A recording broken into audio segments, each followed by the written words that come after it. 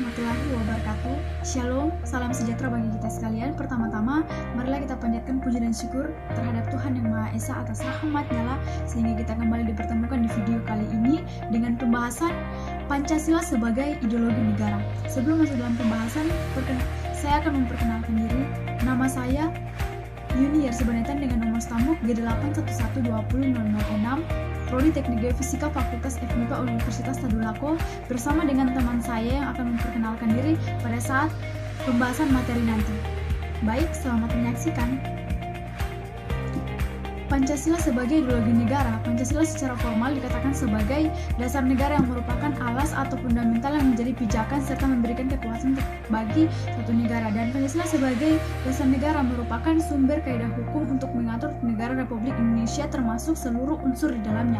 Selain sebagai dasar negara, Pancasila juga dikatakan sebagai ideologi negara, di mana dalamnya juga memiliki makna tersendiri. Dan pengertian Pancasila sebagai ideologi negara secara etimologis, ideologi terbagi dua kata, yaitu ideas dan logos, di mana ideas itu berarti ide, gagasan, dan konsep, sedangkan logos itu berarti ilmu pemikiran. Jadi secara etimologi, ideologi berarti ilmu yang meliputi kaitan tentang asal-usul dan hakikat ide dan konsep gagasan.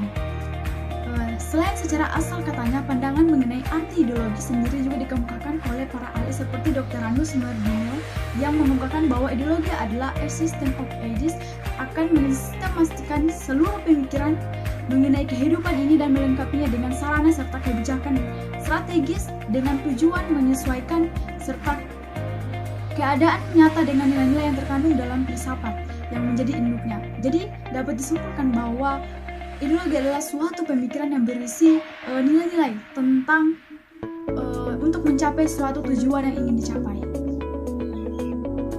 Nah, ideologi sendiri memiliki fungsi yang sangat sentral bagi suatu negara, di mana fungsi dari ideologi sendiri adalah sebagai sesuatu yang memperkuat dan memperdalam identitas rakyatnya. Menurut Profesor W. Howard Briggs, sehingga dapat dikatakan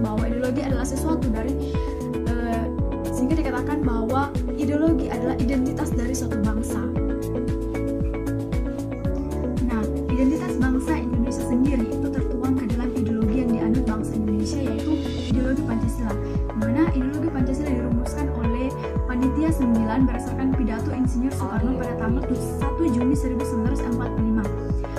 Nah, ideologi Pancasila sangat penting bagi bangsa Indonesia karena Pancasila memiliki beberapa kedudukan dalam kehidupan berbangsa dan bernegara.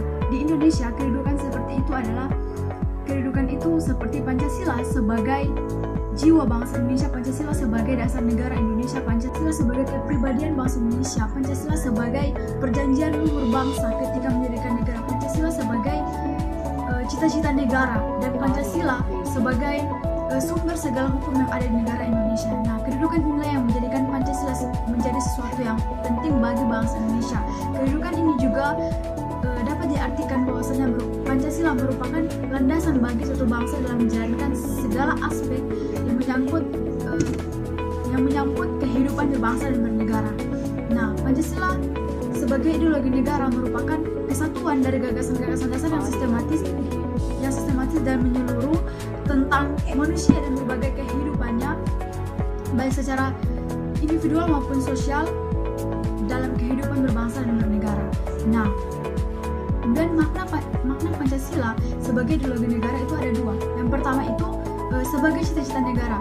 Dalam hal ini mempunyai arti bahwa nilai-nilai yang di dalam Pancasila itu dapat diimplementasikan sebagai tujuan dan cita-cita dari penyelenggaraan pemerintah.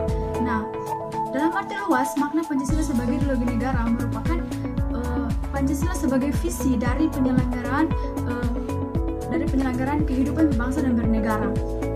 Nah, itu yang pertama. Dan yang kedua itu sebagai nilai integritas bangsa dan negara. Nah, Pancasila di sini menjadi sarana untuk menyatukan segala perbedaan yang ada di negara Indonesia, baik perbedaan suku, ras, agama, bahasa, dan lain sebagainya. Nah, tanpa adanya sarana yang menyatukan hal tersebut, maka kesatuan dan persatuan tidak akan tercapai. Nah, demikian Pancasila memiliki peran yang sangat penting sebagai wujud bersama untuk menyatukan dan menyetarakan kesenjangan yang ada. Nah, kemudian landasan makna Pancasila sebagai ideologi negara. Pancasila dikatakan sebagai ideologi negara dikokohkan dengan konstitusi tertulis, yaitu MPR nomor 17 tahun 1998. Ketetapan MPR menyatakan pencabutan ketetapan MPR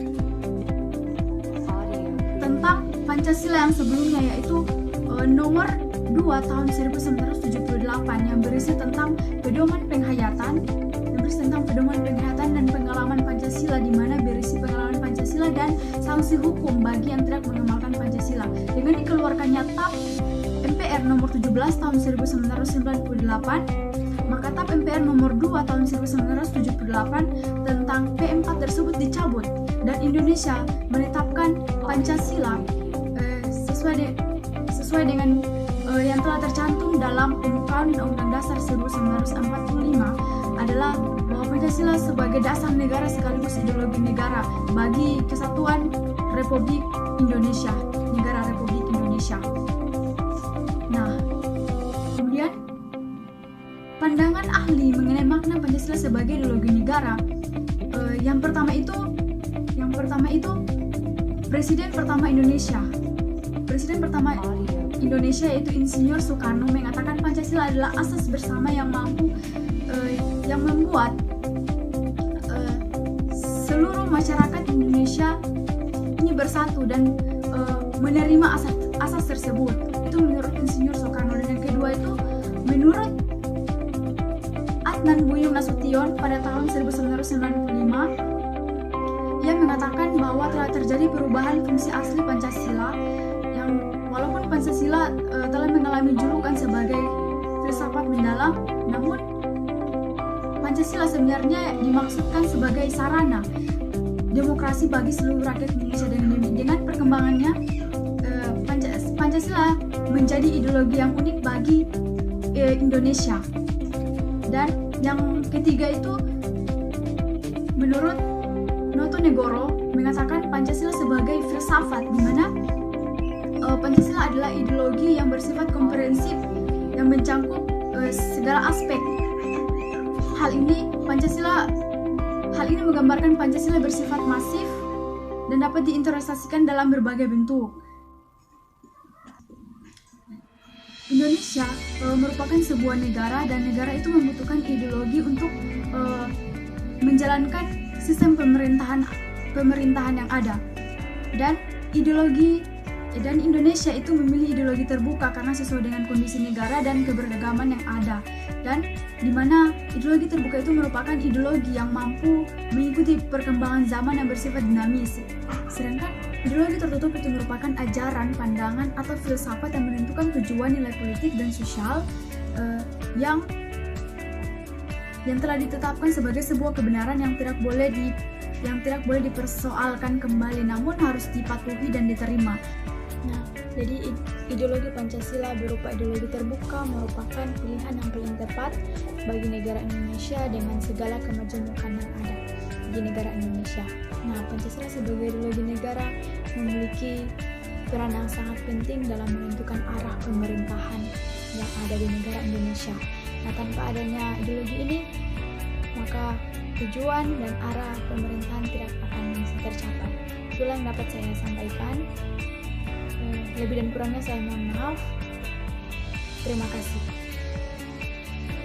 Assalamualaikum warahmatullahi wabarakatuh. Perkenalkan, nama saya Siti Nurhasanah Tanarius, nomor G701-20056.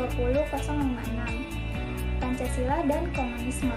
Dalam periode 1945 sampai 1950, kedudukan Pancasila sebagai dasar negara sudah kuat. Namun, ada berbagai faktor internal dan eksternal yang memberi nuansa tersendiri terhadap kedudukan Pancasila.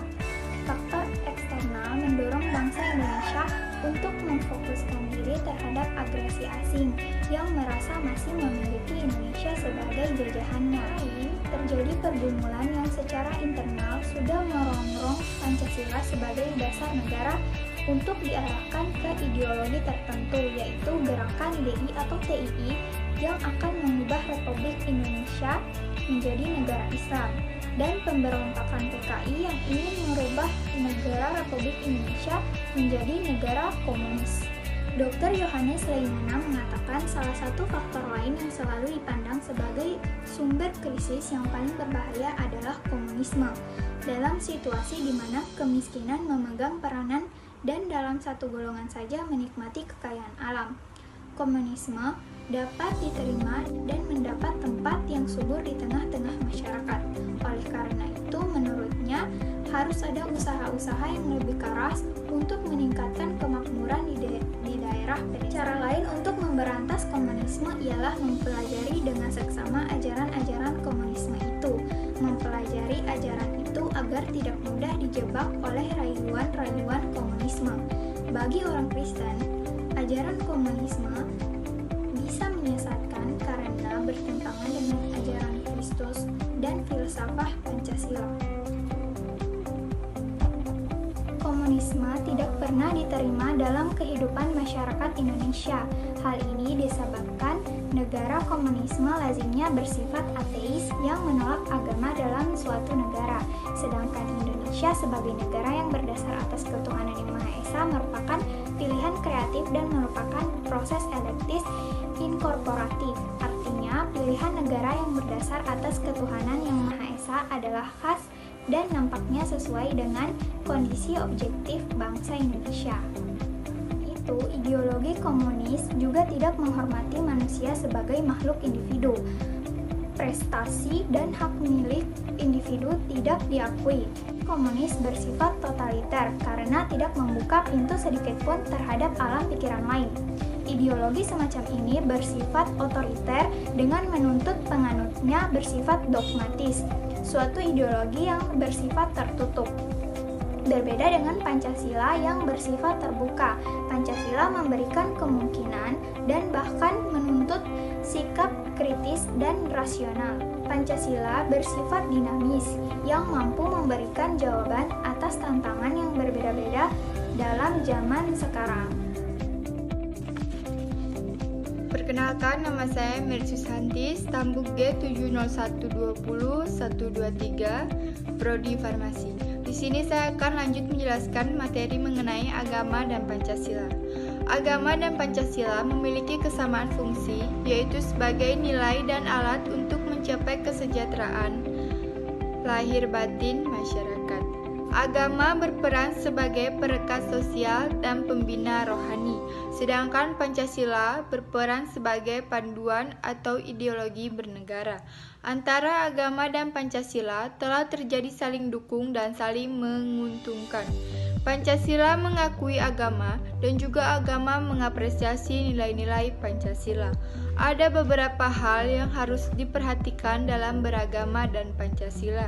Pertama, Pancasila jangan ditarik menjadi agama, tetaplah pada perannya. Juga agama jangan ditarik menjadi ideologi terbatas sebab akan menimbulkan bias konsep. Kedua, Pancasila sebagai ideologi pada tingkat makro dapat disandingkan dengan ideologi lainnya seperti kapitalisme, komunisme, sosialisme, dan ideologi lainnya. Ketiga, Pancasila sebagai ideologi negara tidak perlu diotak-atik lagi, sudah sangat ideal dan syarat makna untuk berbangsa dan bernegara. Assalamualaikum warahmatullahi wabarakatuh. Saya Yuli Fatmawati dari Prodi Teknik Geofisika. Ingin sedikit membahas tentang paham-paham keagamaan dalam Pancasila. Pemerintah tidak anti dengan paham keagamaan, tetapi harus sejalan dengan Pancasila. Kita bebas memilih paham-paham keagamaan itu sendiri karena Pancasila menjunjung tinggi hal tersebut. Namun, ketika paham keagamaan itu bertentangan atau bahkan mengancam sendi-sendi dalam berbangsa dan bernegara, maka pemerintah harus bersikap. Dalam konteks ber-Indonesia,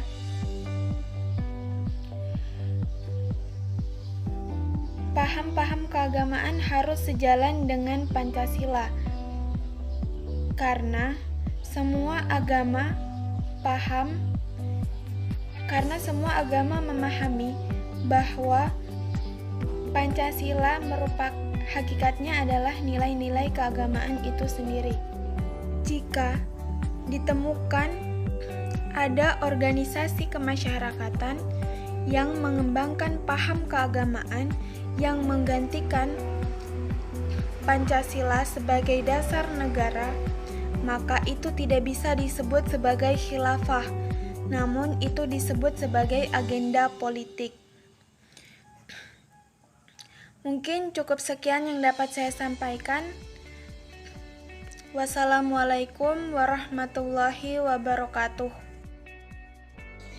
Halo teman-teman semuanya. Assalamualaikum warahmatullahi wabarakatuh. Salam sejahtera bagi kita semuanya. Om Swastiastu.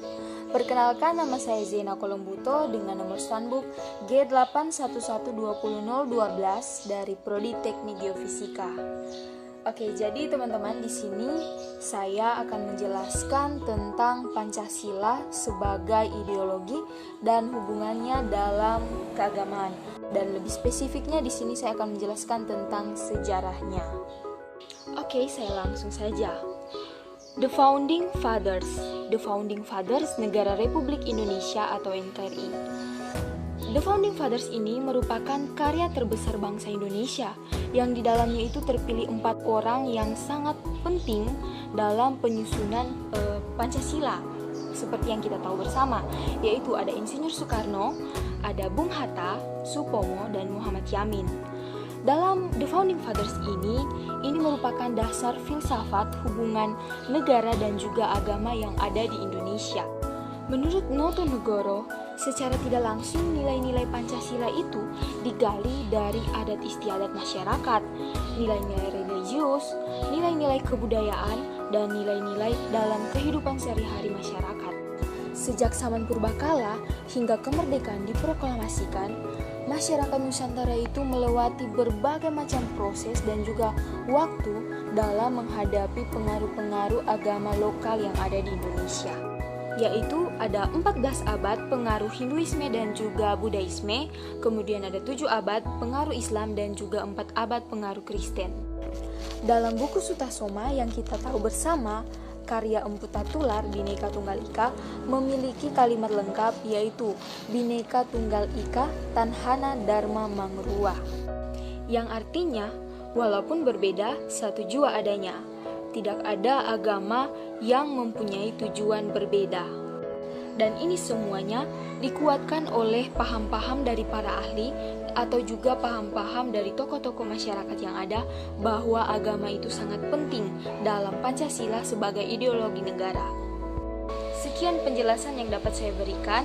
Akhir kata saya ucapkan wassalamualaikum warahmatullahi wabarakatuh. Salam sejahtera bagi kita semuanya. Om Swastiastu.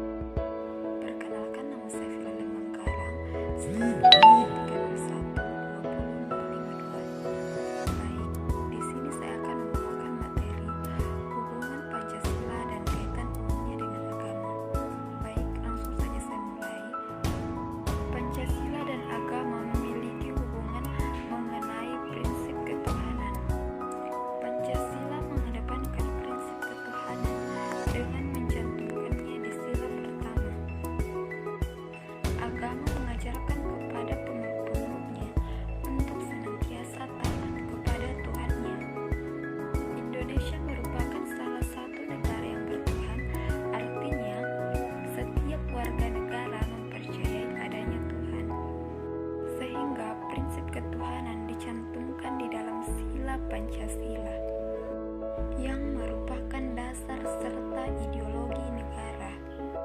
Demikianlah materi yang dapat kami paparkan dari kelompok 3. Lebih dan kurangnya kami mohon maaf. Semoga apa yang telah kami paparkan, materi yang telah kami paparkan tadi bisa menambah wawasan kita semua. Baiklah, saya mewakili kelompok 3 mengucapkan sekian dan terima kasih.